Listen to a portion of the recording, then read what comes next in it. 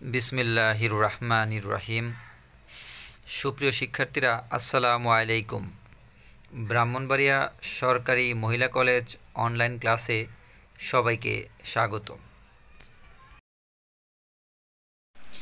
আজকের ক্লাসে তোমাদের সাথে আছি আমি মোহাম্মদ আমান খান, প্রভাষক সমাজবিজ্ঞান, বিজিএমসি। আজকে আমরা আলোচনা করব তোমাদের প্রারম্ভিক নৃবিজ্ঞান কোর্সের 4 নম্বর অধ্যায়ের, তোমাদের 4র্থ অধ্যায়ের একটি গুরুত্বপূর্ণ প্রশ্ন, সম্পত্তি কাকে বলে, সম্পত্তির ধরনগুলো আলোচনা করো। এই শীর্ষক ক্লাসটা আজকে আমরা আলোচনা করব। প্রশ্নটি তোমাদের জন্য খুবই গুরুত্বপূর্ণ, আর এটা তোমাদের ব্যক্তিগত জীবনেও খুবই গুরুত্বপূর্ণ। প্রথমে আমরা সম্পত্তি কী এটার একটা বেসিক ধারণা নিই। সাধারণ অর্থে সম্পত্তি হচ্ছে কোনো বস্তু বা সম্পদের উপর ব্যক্তির সমাজ স্বীকৃত চূড়ান্ত অধিকার বা মালিকানা। ধরো তোমার একটা বাড়ি আছে, একটা জায়গা আছে, এটাতে তুমি চলাফেরা করো, কিন্তু এটার উপর তোমার সমাজ কর্তৃক স্বীকৃতি থাকতে হবে। যদি সমাজ স্বীকৃতি না দেয় যে এটা তোমার না, কিংবা রাষ্ট্র স্বীকৃতি না দেয় যে এটা তোমার না, তুমি এটা প্রমাণও না করতে পারো, তাহলে কিন্তু এটা তোমার সম্পত্তি হবে না। দেখা গেছে সম্পত্তির যে প্রধান বৈশিষ্ট্য হচ্ছে এটাতে সমাজ স্বীকৃত তোমার যে অধিকারটা হবে। ধরো আমি একটা সম্পত্তি ক্রয় করলাম, ক্রয় করার পর দেখা যায় আমি এটাকে কী করে রেজিস্ট্রি করি। প্রথম এই রেজিস্ট্রিটা কি? এটা সমাজ কর্তৃক স্বীকৃতি, যে সম্পত্তিটা যে আমার, সমাজ আমাকে এটা স্বীকৃতি দেয়। এই যে স্বীকৃতিটা, এটা যদি থাকে তাহলে এটাকে সম্পত্তি বলা যায়, আর যদি স্বীকৃতি না থাকে সম্পত্তি বলা যায় না। ধরো একটা বিদ্যুতের খুঁটি, এটা কিন্তু একটা রাষ্ট্রীয় সম্পদ, কিন্তু এটা তোমার সম্পদ না, কারণ তুমি এই খুঁটির উপরে তোমার কোনো ব্যক্তিগত অধিকার নেই, কিংবা সমাজ স্বীকৃত কোনো অধিকার নেই তোমার এটার উপরে। তাহলে এটা কিন্তু তোমার জন্য এটা প্রাইভেট সম্পত্তি নয়, বা প্রাইভেট প্রপার্টি এটা নয়, এটা তোমার সম্পত্তি নয়। সহজ কথায় সম্পত্তি হচ্ছে এমন একটা বিষয় যার উপরে সমাজ কর্তৃক স্বীকৃতি থাকবে। অর্থনৈতিক গুরুত্ব ও উপযোগ সম্মিলিত মালিকানাধীন কোনো বস্তুকে সম্পত্তি বলা যেতে পারে। অর্থনৈতিক গুরুত্ব, এটার তোমার অর্থনৈতিক গুরুত্ব থাকতে হবে, এটা থেকে তোমার উৎপাদন হইতে পারে, আয় ব্যয় হইতে পারে, তুমি এটা বিক্রি করতে পারো, এই ধরনের অর্থনৈতিক গুরুত্ব থাকবে। এবং উপযোগ থাকবে, মানে এটা দিয়ে তোমার চাহিদা মিটবে। উপযোগকে আমরা বলি কি, চাহিদা মেটানোকে বুঝি সহজ কথায়। এই যে সম্পত্তিটা বা যে বিষয়টা, এটার উপর তোমার গুরুত্ব থাকতে হবে, অর্থনৈতিক গুরুত্ব থাকতে হবে, এবং এটা দিয়ে তুমি উপযোগ, তোমার চাহিদা তুমি মেটাতে পারবে, তাহলেই এটাকে সম্পত্তি বলা যেতে পারে। ধরো তোমার একটা জমি আছে, কিন্তু এটা দিয়ে তুমি এই জমিতে কোনো কিছু করতে পারতেছো না, এটা দিয়ে তোমার কোনো চাহিদা মেটাতে পারতেছো না, বা এটা তোমার অর্থনৈতিক কোনো কাজই লাগতেছে না, এটাকে তুমি সম্পত্তি বলতে পারো না। কারণ সম্পত্তির মূল বিষয় হচ্ছে কি, এটা তোমার অর্থনৈতিক চাহিদা পূরণ করবে, এবং এটার কি উপযোগ থাকবে, এটার উপযোগ থাকতে হবে। অধিকার বা রাইট, অধিকার ছাড়া সম্পত্তির অস্তিত্ব উপলব্ধি করা যায় না। যদি কোনো সম্পত্তিতে বা কোনো একটা বিষয়ে, কোনো একটা জায়গায় তোমার যদি কোনো অধিকার না থাকে, তাহলে কিন্তু তুমি এটার সম্পত্তির অস্তিত্ব লক্ষ্য করা যায় না। কারণ তোমার এখানে অধিকার থাকতে হবে, কারণ অধিকার থাকলে তুমি এটাতে বসবাস করতে পারবা, এটাতে এখানে উৎপাদন করতে পারবে, এটাকে ক্রয় বিক্রয় করতে পারবা। তাহলে অধিকার থাকতে হবে, কারণ অধিকার ছাড়া সম্পত্তির অস্তিত্ব উপলব্ধি করা যায় না। সম্পদ এবং সম্পত্তির পার্থক্য গড়ে ওঠে অধিকার এবং মালিকানার ভিত্তিতে। আমরা যে বলি সম্পদ এবং সম্পত্তি, এটার যে একটা পার্থক্যটা, এটা কিন্তু অধিকার এবং মালিকানার ভিত্তিতে গড়ে ওঠে। কারণ অধিকার এবং মালিকানা থাকলেই সম্পদ এবং সম্পত্তির যে পার্থক্যটা আমরা এটা স্পষ্ট বুঝতে পারি। প্রাকৃতিক সম্পদে সবার অধিকার থাকে, কিন্তু সমষ্টির অধিকারে এর গুরুত্ব প্রকাশ পায় না। ধরো একটা প্রাকৃতিক সম্পত্তি, এই প্রাকৃতিক সম্পত্তিতে ধরো একটা খাস জমি, এটাতে কিন্তু সবার অধিকার। ধরো তোমাদের এলাকাতে একটা মাঠ আছে, এটা খাসের জায়গা, এটা সবার অধিকার আছে, এখানে সবার অধিকার প্রতিষ্ঠিত হয়, কিন্তু সমষ্টির অধিকারে আর গুরুত্ব প্রকাশ পায় না। কারণ এটা তো সবার অধিকার আছে, তুমি ইচ্ছে করলেই এই মাঠে একটা গাছ লাগাতে পারবে না, ইচ্ছে করলেই এই মাঠের কোনো জায়গা তুমি দখল করতে পারো না, কারণ এটা সমষ্টিগত। এই কারণে তুমি তোমার যে ব্যক্তিগত অধিকার কিন্তু এখানে প্রকাশ করতে পারছো না, এই কারণে এটার গুরুত্ব খুবই কম। যখন সুনির্দিষ্ট অধিকার বা মালিকানা অরূপিত হয়, তখনই তার গুরুত্ব বেড়ে যায়। যদি ধরো এই মাঠটা গভর্নমেন্ট তোমার কাছে বিক্রি করে দিল, সাপোজ এটা ধরো একটা গ্রামের সবাই একটা মাঠ, গ্রামের অনেকে এটার মালিকানা বা গ্রাম্য মাঠ, এটা গ্রামের কোনো সবাই মিলে তোমার কাছে এটা বিক্রি করে দিল, তখন কিন্তু এটা তোমার অধিকার প্রতিষ্ঠিত হবে, এটা তোমার সম্পত্তিতে পরিপূর্ণ হবে। ধরো যেমন বঙ্গোপসাগরে জেগে ওঠা কোনো চরকে প্রাকৃতিক সম্পদ বলা যায়, কারণ সাগর বা নদীতে যে কোনো একটা চর উঠে এটা কিন্তু একটা প্রাকৃতিক সম্পদ, কারণ এটা প্রাকৃতিকগত বা এটা ন্যাচারালগতভাবে কী হচ্ছে, এটা সৃষ্টি হয়েছে। কিন্তু বাংলাদেশের অধিকার বা মালিকানা এটি অন্তর্ভুক্ত হলে এর গুরুত্ব অনেক বেড়ে যায়। বঙ্গোপসাগরে একটা চর জেগে উঠলো, বঙ্গোপসাগর যে বাংলাদেশের অঞ্চলে যে জায়গাটা আছে, যদি এখানে একটা চর জেগে উঠে তাহলে কিন্তু এটা বাংলাদেশের, এবং বাংলাদেশের অর্থনীতিতে এটা কিন্তু একটা গুরুত্ব বেড়ে যায়। যখন এটা বাংলাদেশের অধিকার বা মালিকানা হয় তখন কিন্তু এটার গুরুত্বটা অনেকটাই বেড়ে যায়, তখন এটি বাংলাদেশের সম্পত্তি পরিণত হয়। কারণ যখন এই চরটা বাংলাদেশের অন্তর্ভুক্ত হবে তাহলে এটা বাংলাদেশের সম্পত্তি। ভারত মায়ানমার ইচ্ছা করলে তখন এটি তাদের অধিকার নিতে পারবে না। আবার ধরা যাক উল্লেখিত চরটি বাংলাদেশের সম্পদ, ধরো একটা চর জেগে উঠলো, এটা বাংলাদেশের সম্পদ, কারণ যে কোনো একটা চর বাংলাদেশের অঞ্চলে উঠলে কিন্তু এটা বাংলাদেশের চর, কিন্তু এখানে বসতি গড়ে উঠলো, মানুষ এই চরে গিয়ে দেখে এখানে বসতি গড়ে তুললো, এবং বিভিন্ন পরিবারের মধ্যে নির্দিষ্ট পরিমাণ জমি বন্টন করে দেয়া হলো। কারণ সরকার যখন একটা নতুন করে চর জাগে, যাদের ভূমি নেই তাদেরকে ওই চরে কিন্তু সরকার জায়গা দেয় থাকার জন্য, তখন সরকার যদি এটাকে তাদের মধ্যে বন্টন করে দেয়, মানে ধরো তাদের মধ্যে বন্টন করে দেওয়া হলো, তখন ব্যক্তিগত অধিকারের ভিত্তিতে এটি ব্যক্তিগত সম্পত্তি হিসেবে পরিগণিত হবে। কারণ এটা কিন্তু প্রথম অবস্থায় রাষ্ট্রীয় সম্পদ ছিল, কারণ চর যেহেতু এটা রাষ্ট্রের, কিন্তু পরবর্তীতে সরকার যখন যাদের বাসস্থান নেই তাদেরকে এই জায়গায় বসতি করার জন্য অনুমতি দিল এবং তাদেরকে বন্টন করে দিয়ে দিল জায়গাটা, এখন কিন্তু এটা আর রাষ্ট্রীয় সম্পদ নয়, এটা কিন্তু সরাসরি এখন ব্যক্তিগত সম্পত্তিতে পরিণত হয়ে গেল, কারণ এটা ব্যক্তিকে এটা লিখে দেওয়া হলো। সাধারণত মানুষ সম্পদের উপর সময়, শ্রম, মূলধন, প্রযুক্তি, সর্বোপরি অধিকার আরোপের মধ্য দিয়ে মালিকানা অর্জন হয়। কারণ তুমি যখন একটা জায়গা কিনতে যাবে এখানে তোমার একটা সময় দিতে হবে, শ্রম তোমার দিতে হবে, মূলধন দিয়ে এই জায়গাটা তোমাকে ক্রয় করতে হবে, এই টোটাল বা এখানে তুমি প্রযুক্তিও প্রয়োগ করতে পারো, এই প্রযুক্তি আরোপের মধ্য দিয়ে কিন্তু এটা মালিকানা অর্জন হয় এবং সম্পত্তি হিসেবে তখন এর গুরুত্ব আরও অনেক বেড়ে যায়। যখন তুমি একটা জায়গাতে তুমি শ্রম প্রয়োগ করবে, মূলধন প্রয়োগ করবে এবং তুমি প্রযুক্তিও প্রয়োগ করবে, তখন দেখা যাবে কি এটার গুরুত্বটা কিন্তু অনেকাংশেই বেড়ে যাবে। কারণ যদি তুমি ব্যবহার না করো, তোমার কাজে না আসে, তাহলে কিন্তু এটা সম্পত্তিই না। সম্পত্তির মূল বৈশিষ্ট্য কি? এটার উপযোগ থাকবে, অর্থনৈতিক অধিকার থাকবে, সমাজ স্বীকৃত অধিকার থাকবে, ব্যক্তি মালিকানার দিন থাকবে। এই টোটাল বিষয়টা যখন প্রতিষ্ঠিত হয় তখন কিন্তু এটা সম্পত্তি হয়। আবার রাষ্ট্রীয় সম্পত্তিও থাকে, রাষ্ট্রের অধিকার যখন কোনো একটা জায়গার উপর প্রতিষ্ঠিত হবে তখন কিন্তু এটা রাষ্ট্রীয় সম্পত্তি হিসাবে পরিগণিত হবে, আর যখন ব্যক্তির অধিকার প্রতিষ্ঠিত হবে তখন এটা ব্যক্তির সম্পত্তি হিসাবে পরিগণিত হবে। সম্পত্তির প্রামাণ্য সংজ্ঞা। সম্পত্তি সম্পর্কে অনেকেই সংজ্ঞা প্রদান করছে, অনেক নৃবিজ্ঞানী, সমাজবিজ্ঞানী অনেক সংজ্ঞা প্রদান করছে, কিন্তু এর মধ্যে যেগুলো খুব উল্লেখযোগ্য, যেগুলা বিশেষ করে যে সংজ্ঞাগুলোকে গুরুত্ব দেওয়া হয়, এরকম কিছু সংজ্ঞা আমি উল্লেখ করেছি। কিংসলে ডেভিসের মতে, কিংসলে ডেভিস তার হিউম্যান সোসাইটি নামক গ্রন্থে এই সম্পত্তি নিয়ে আলোচনা করেন। উনি সম্পত্তি নিয়ে বলেন property is nothing more than right and obligation with respect to something skirts. উনি বলেন সম্পত্তি সীমাবদ্ধ কোনো কিছুতে মানুষের অধিকার এবং আইনগত বৈধতা ব্যতীত আর কিছু নয়। উনি বলছেন যে সম্পত্তি, যে এই সম্পত্তির মধ্যে একটা নির্দিষ্ট সীমার ভিতরে মানুষের অধিকার এবং আইনগত বৈধতা। কারণ তোমার ধরো একটা জায়গা আছে, এটা কিন্তু নির্দিষ্ট একটা সীমানা আছে, এই সীমানার বাইরে কিন্তু তোমার অধিকার নেই, এই সীমানার ভিতরে তোমার অধিকার এবং আইনগত যে বৈধতাটা এর বাইরে কোনো কিছু নেই। কারণ এটার ভিতরে তোমার কিন্তু অধিকার থাকবে, আইনগত বৈধতা থাকবে, তুমি যা ইচ্ছে তুমি করতে পারবে। তাহলে দেখা যায় এটা নির্দিষ্ট সীমাবদ্ধ একটা জায়গার মধ্যে তোমার অধিকার এবং আইনগত বৈধতাকে উল্লেখ করে।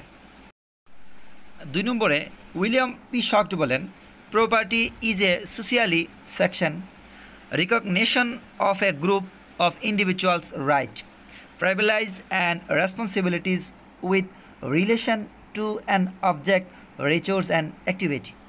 উইলিয়াম পি শক্ট বলেন সম্পত্তি একদল ব্যক্তির সামাজিকভাবে অনুমোদিত অধিকার, সুযোগ সুবিধা, দায়িত্ব যা কোনো বস্তু, সম্পদ ও কাজের সাথে সম্পৃক্ত। উনি বলছেন যে সম্পত্তিটা হচ্ছে একদল ব্যক্তির, কারণ আমরা জানি সম্পত্তিতে দলীয় সম্পত্তিও আছে, কয়েকজন মিলেও সম্পত্তি ক্রয় করে থাকে, এরকম সমষ্টিগত সম্পত্তিও আছে।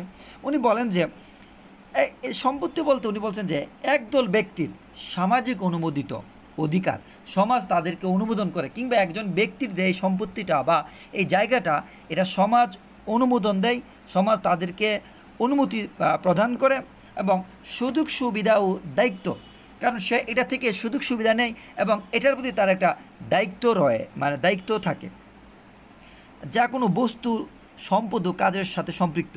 কারণ এই যে অধিকারটা, সামাজিক অনুমোদিত অধিকার বা সুযোগ সুবিধা বা দায়িত্ব, এটা কোনো বস্তু বা কাজের সাথে সম্পৃক্ত। উইলিয়াম পি শক্ট বলেন এই অধিকারটা নির্দিষ্ট একটা কাজ বা বস্তুর সাথে সম্পৃক্ত, আর এই সম্পৃক্ততায় যে বিষয়ের উপর এই অধিকারগুলো সম্পৃক্ত থাকে এটাকে উনি সম্পত্তি বলে উল্লেখ করেন। 3 নম্বরে এল.টি. হবাউস বলেন, properties to be conserved in terms of the control of man over things, a control which is recognized by society more or less permanent and exclusive. L T. হবসাউসের মতে উনি বলেন যে সম্পত্তি বলতে কোনো বিষয় বা বস্তুর উপর মানুষের নিয়ন্ত্রণ ক্ষমতাকে বোঝায়।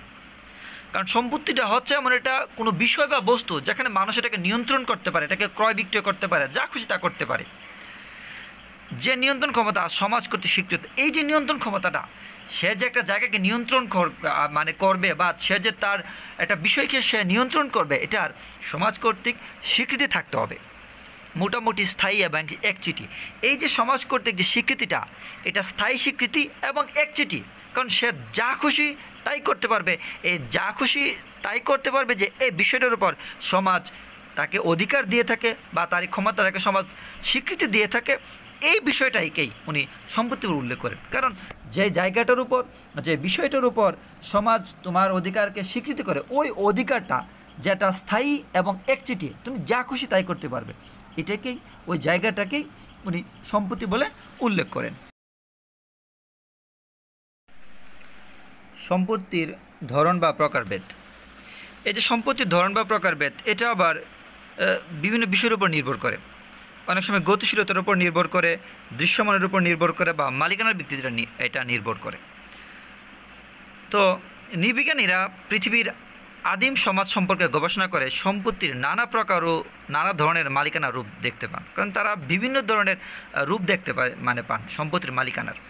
কেননা সম্পত্তির প্রকারভেদ ধারণার উপর মালিকানা সত্ত্ব নির্ভর করে। কারণ সম্পত্তির প্রকারভেদের উপরে কিন্তু মালিকানা, তোমার সত্ত্ব মালিকানাটা নির্ভর করে। সম্পত্তি দলগত বা যৌথ, পারিবারিক, ব্যক্তিগত বা ব্যক্তিবিশেষের ও দলপতির মালিকানায় থাকতে পারে। সম্পত্তির গতিশীলতার ভিত্তিতে সম্পত্তিকে স্থাবর ও অস্থাবর দুভাগে ভাগ করায়। প্রথমত ওনারা গতিশীলতার ভিত্তিতে ওনারা ভাগ করছেন।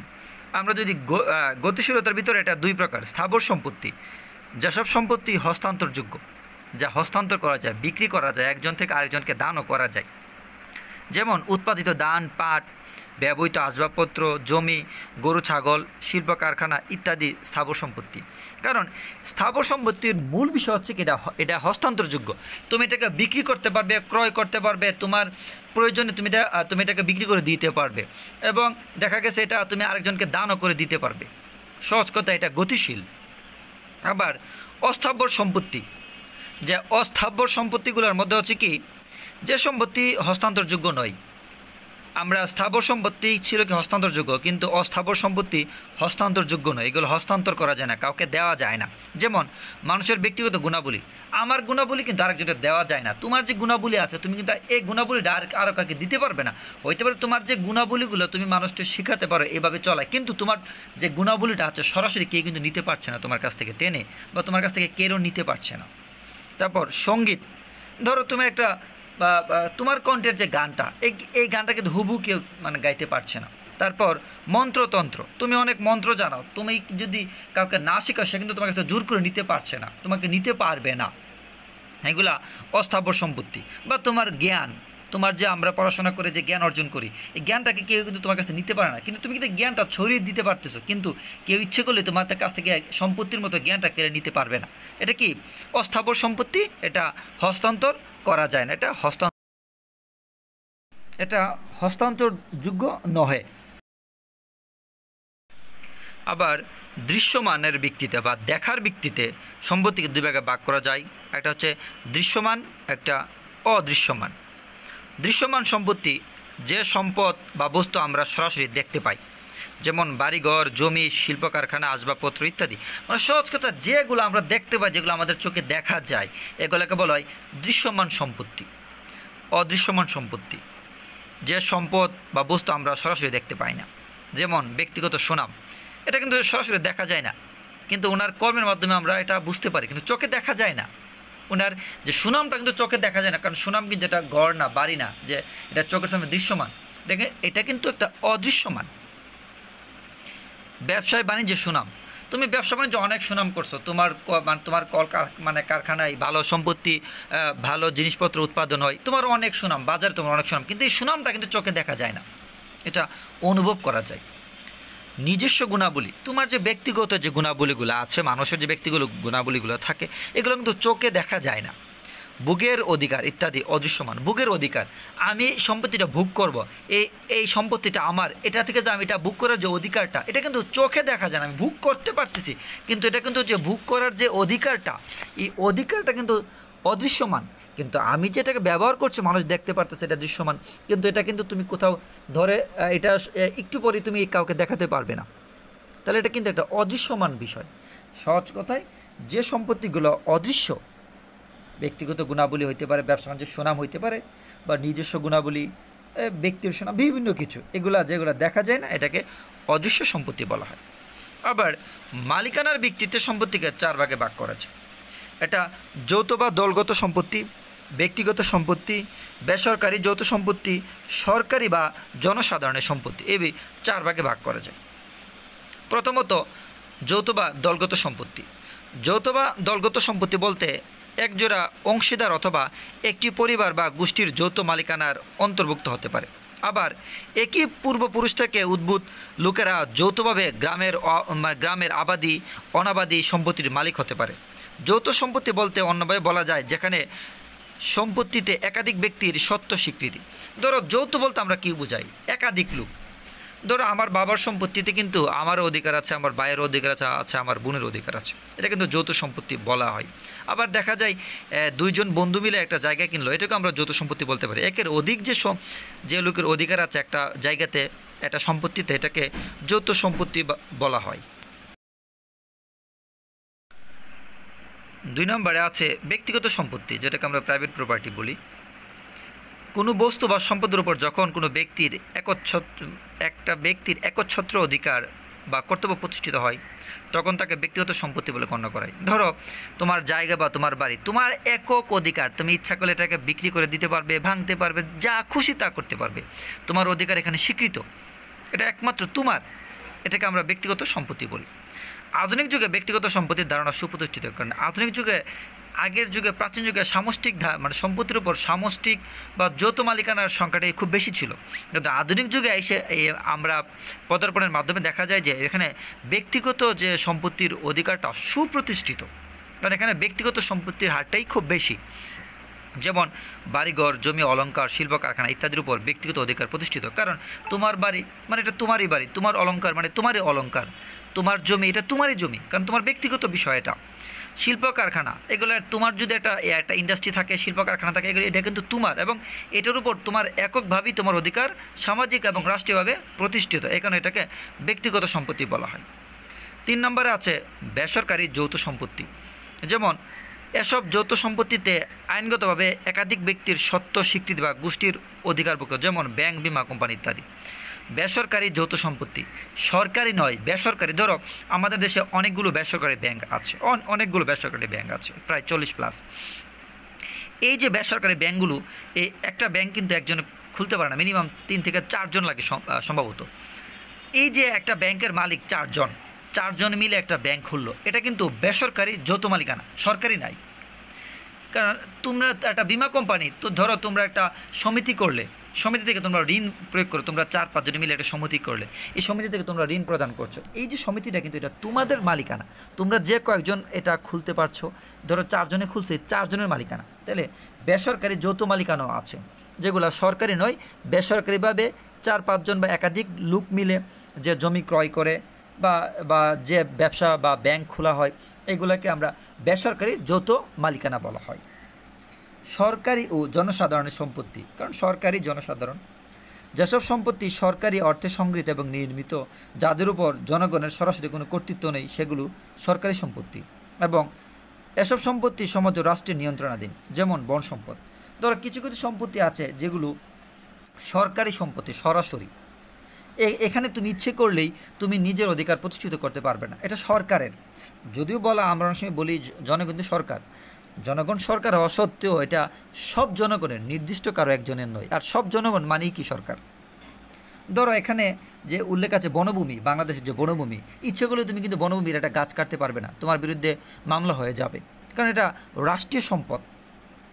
এই কারণে দেখা গেছে এটাকে, এই ধরনের যে বনভূমিগুলো আছে, রাষ্ট্রীয় যে জায়গাগুলো আছে, খাস জমি আছে, বন আছে, নদী আছে, ইচ্ছে করলে কিন্তু তুমি এখানে যা খুশি তা করতে পারবে না, কারণ এটা রাষ্ট্রীয় সম্পদ এবং সরকারি সম্পদ। এখানে সরকারের অধিকার নিয়ন্ত্রিত, কারণ এটা সমাজ বা সরকার এটাকে নিয়ন্ত্রণ করে থাকে বা রাষ্ট্র এটাকে নিয়ন্ত্রণ করে থাকে।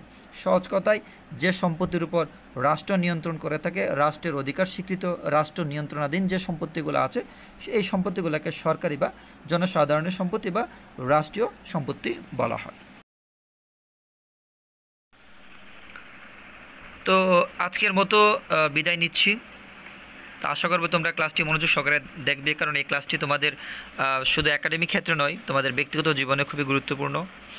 তো তোমাদের কাছে একটা আকুল আবেদন থাকবে, যেহেতু আবারও করোনা ভাইরাসের প্রাদুর্ভাবটা বেড়ে গেছে, বিভিন্ন এলাকায় বিভিন্ন জেলায় আক্রান্তের হার বেড়ে গেছে, তো তোমরা যার যার বাসায় থাকবে, অপ্রয়োজনে কেউ বাসার বাইরে যাবে না, এবং তোমার আত্মীয় স্বজন পরিবার কেউ তোমরা কারণ ছাড়া বাড়ির বাইরে যেতে মানা করবে। আর সবাই সবার সৃষ্টিকর্তার কাছে, আল্লাহর কাছে প্রার্থনা করবে আল্লাহ যেন আমাদেরকে শীঘ্রই এই করোনা ভাইরাস থেকে পরিত্রাণ দেন, এবং আমরা যেন আগের মতো স্বাভাবিকভাবে আমরা আমাদের কলেজে গিয়ে আমরা আমাদের ক্লাস করতে পারি। সবাই ভালো থাকবে, সুস্থ থাকবে, এই প্রত্যাশায় বিদায় নিচ্ছি। আল্লাহ হাফেজ।